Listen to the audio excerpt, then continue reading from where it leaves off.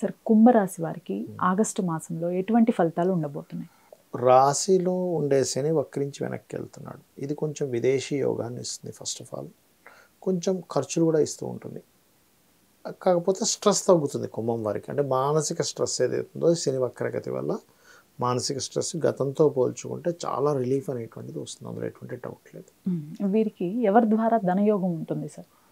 వీరికి ఎక్కువగా తల్లిగారి ద్వారా, లేకపోతే software related online through videos చేయడం ద్వారా, లేకపోతే సంథింగ్ ఈవెంట్స్, క్రియేటివ్ ఫీల్డ్స్ ఇట్లాంటి వాటి ద్వారా, లేనట్లయితే ఏదైనా ఒక భూమి అది అమ్మడం ద్వారా వచ్చే డబ్బులు కానీ, మధ్యవర్తిత్వం ద్వారా వచ్చే డబ్బులు కానీ, వీటి వల్ల ఎక్కువగా ఉంది. వీరు ఎవరి వల్ల ఎక్కువ ఇబ్బందులు ఎదుర్కొంటారు సార్? వీళ్ళు ఎక్కువగా ఇబ్బంది ఇప్పుడున్న ప్లానటరీ పొజిషన్స్ ఏంటంటే పూర్వీకుల ఆస్తి, అంటే ఏంటి, తాతగారి యొక్క ఆస్తి సంబంధించిన విషయంలో కలిగే వివాదాల వల్ల ఎక్కువ ఇబ్బంది ఎదుర్కొంటారు వీళ్ళు. ఆ విషయంలో జాగ్రత్తగా ఉండాలి. వీరు హౌస్ తీసుకునే విషయంలో ఎటువంటి ఫలితాలు ఉంటాయి వీరికి? హౌస్ ఏదైనా తీసుకునే విషయంలో చూసుకుంటే కనుక ఫస్ట్ ఆఫ్ ఆల్ ఇబ్బందులు అంటే ఇబ్బందులు అని కాదు. ఇక్కడ 4th హౌస్లో కుజుడు గురువు ఉన్నారు.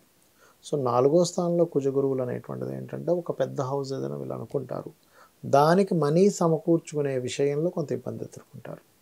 వీరు ముఖ్యంగా స్టూడెంట్స్ ఎటువంటి కోర్సెస్ చేస్తే మంచిదంటారు?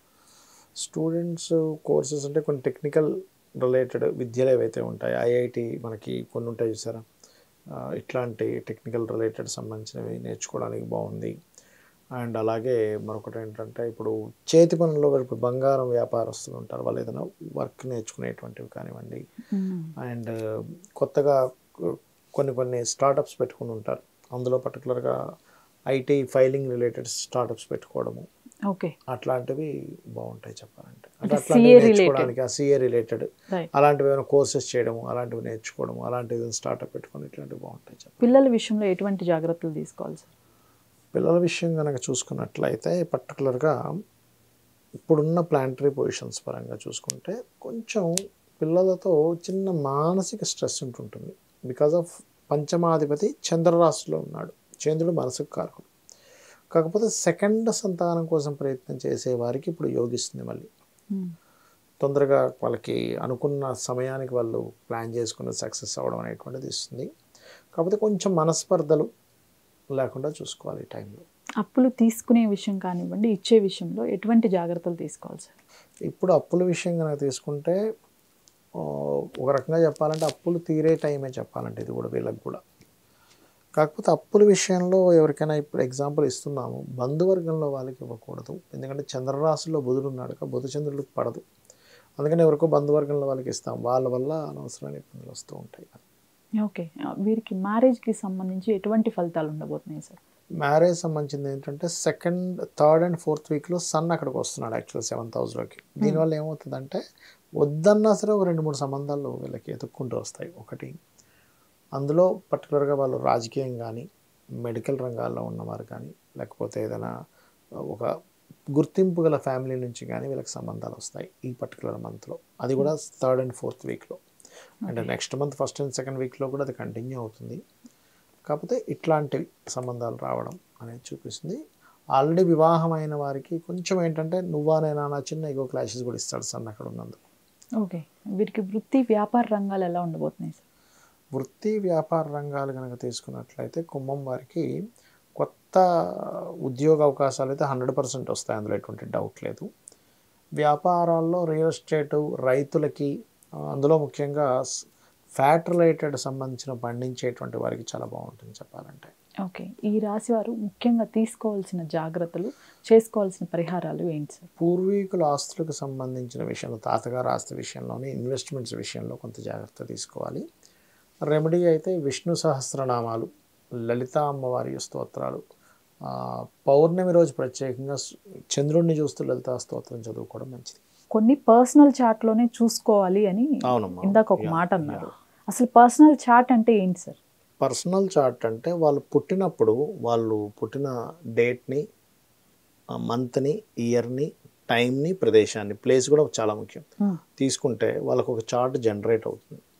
అంటే వీళ్ళు ఈ జన్మలో ఎందుకు అసలు పుట్టారు, లైఫ్ పర్పస్ ఉంటుందమ్మా ఒకటి.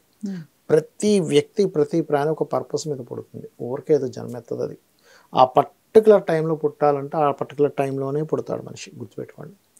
అలా పుట్టిన వ్యక్తి ఎందుకు ఎదగట్లేదు అనేది ఒక అనాలిసిస్ ఉంటుంది ఆస్ట్రాలజీలో. ఎందుకు బాధపడుతున్నాడు, ఎందుకు అద్భుతంగా ఎదిగాడు అనేది ఉంటుంది. దట్ ఈస్ ద లగ్న, డిపెండ్ ఆన్ లగ్న.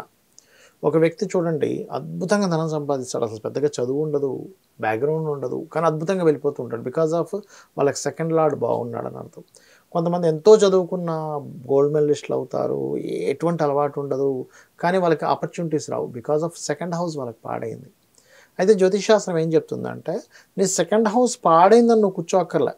దానికి జ్యోతిషాస్త్రం ఎందుకు? పాడైందని తెలుసుకోవడానికి, దాన్ని ఎలా బాగుపరుచుకోవాలో చెప్తుంది జ్యోతిషాస్త్రం ఎప్పుడు కూడా.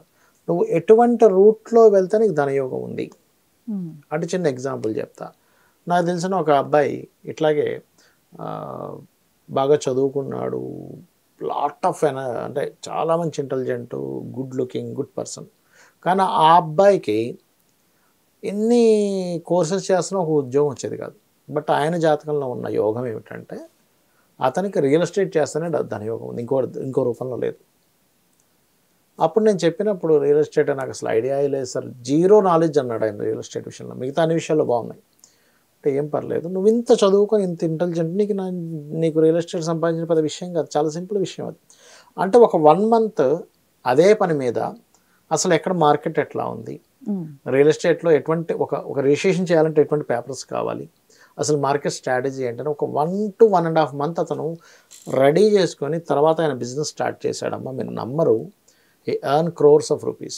అంతకుముందు వరకు లోన్స్ ఎట్లాగా, అనవసరంగా నేను ఎడ్యుకేషన్ లోన్ తీసుకున్నాను, ఆ లోన్ తీసుకున్నాను, ఈ లోన్ తీసుకున్న పరిస్థితి ఏంటి, ఇంక నేను చనిపోవాలా, ఏడుపు ఒకటే తక్కువ అబ్బాయికి, చచ్చిపోదాం ఇంకా అనుకునే స్టేజ్ నుంచి విషయం తెలుసుకున్న తర్వాత ఆ అబ్బాయి వెళ్ళిన రూట్ అద్భుతమైన స్థానాన్ని ఇచ్చింది.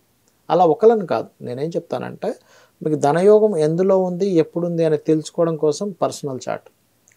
నాట్ ఓన్లీ ధనయోగం కాదు, ఒకటే కాదు, ఏ ప్రాపర్టీ ఎప్పుడు తీసుకోవాలి, ఎప్పుడు వివాహం చేసుకోవాలి, ఎప్పుడు ఎటువంటి బిజినెస్లు స్టార్ట్ చేయాలి, ఎప్పుడు మీరు ఇన్వెస్ట్మెంట్ చేయాలి. రాంగ్ ఇన్వెస్ట్మెంట్ రాంగ్ టైంలో చేస్తే మీకు రావమ్మా, బికాజ్ ఆఫ్ అది ప్లానటరీ కాంబినేషన్ అట్లా ఉంది.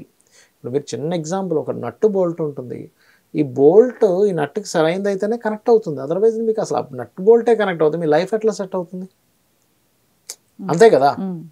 సో ఏంటంటే జ్యోతిషాస్త్రం ఏం చెప్తుంది అంటే మీరు వెళ్తున్న రూట్ కరెక్టా కాదా అనే విషయాన్ని మాత్రం చెప్తుంది, రూట్ చూపిస్తుంది, ఆ రూట్ బట్టి మనం వెళ్ళాలి, సక్సెస్ అవ్వాలి.